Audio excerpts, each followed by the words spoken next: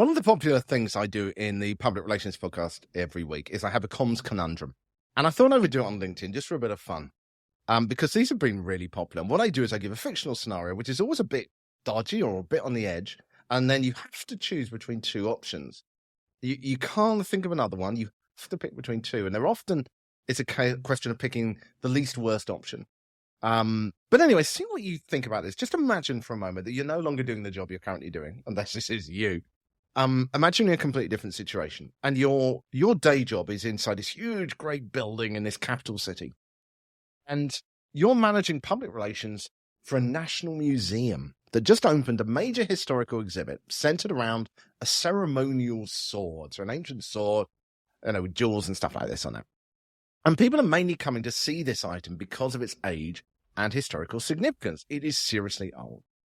But the problem is, a historian who used to work for you, for your organization, when the exhibition was being planned, has leaked some internal emails that were shared when the exhibition was first being set up that question the sword's authenticity. And this historian is claiming it's a forgery and that you as an organization are duping people because you know that it's a fake. Well, you obviously go and talk to some of the people within your organization and say, well, is it a fake? What do I do? How do I approach the media on this one? How do I approach the situation? And here's the problem. They're divided.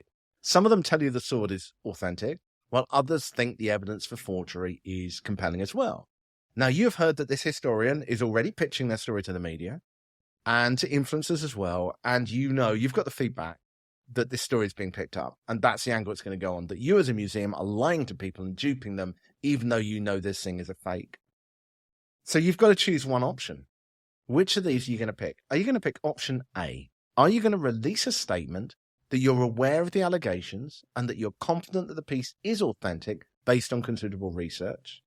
Or are you B, going to embrace the debate, raise the question that it could be fake, get videos with curators online discussing the pros and cons and things people should look for when they visit to decide if it's fake or not, and maybe share some evidence, maybe even set up a public talk called Is It Fake? So what would you do? Would you release that statement that you're aware of the allegations, but you're confident it is true and it is authentic? Or do you actually embrace the debate? What I do in this is I give what I would do, but I'm always interested in what you would do too. I think one of the first things to consider here is how the institution typically reacts to situations like this. Many museums tend to have a more traditional approach to comms, right? Preferring to stay relatively quiet when controversies arise. So you might find your hands are tied, but let's assume in this situation that you get to decide here. So to me, option one has a significant risk of actually achieving very little on behalf of what you're trying to do to control the narrative.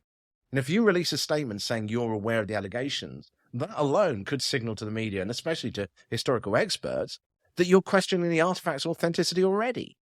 Which in itself could fuel the debate, and then it'll be down to the media and the public to decide whether it's true, whether your museum is lying to people or misleading them. Because everyone likes a controversy and it could just blow up and blow up against you. That's the problem. And that's why personally I would go for option two. By embracing that debate, and this is why I would do that, you shift the narrative to your advantage. If this is already going to come out, if there's already going to be a debate coming out, and then you think to yourself, well, what is the ultimate goal here? Is it simply to prove the authenticity of the artifact, or is it to get people through the door to pay money to come to the museum? Which ultimately, of course, it is. But in which case, you can do that by increasing public interest. So I would actually personally lean into the mystery. And I would organize events around the question, is it fake or not? Now, I'd ensure there's obviously plenty of evidence presented to show that it is authentic, and I'd make this process interactive to do that. So I would invite journalists to examine the artifact firsthand, which they're obviously then going to cover, aren't they, when they go back and report on it. I would create videos with curators explaining both sides of the argument. I'd provide visitors with sheets that they can carry when they walk around the exhibition that list the key features to look out for. Things like specific markings, or particularly if you look at a jewel in a certain way, or whatever it is. So that obviously they have to go to the exhibition to look for themselves. And at the bottom, you could literally have the words, do you think it's fake or not? You could just make it an interactive thing. I think that the goal here as a PR, more than likely, is to get people in the door. And if this story is going to come out anyway, then why not embrace it?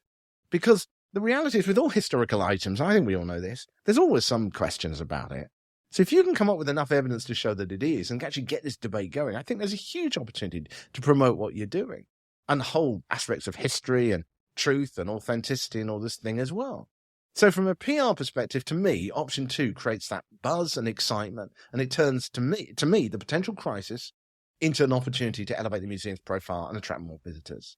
But what do you think? This is one of the things I love about these comms conundrums, is that I get so many messages from people saying they would do it differently. Now, remember, you have to pick one of the two, but why? Why would you do it? Let me know. You can either write a comment below if you're listening to this on LinkedIn, or head to LinkedIn if you like. You can find me, search for Richard Midson, Midson.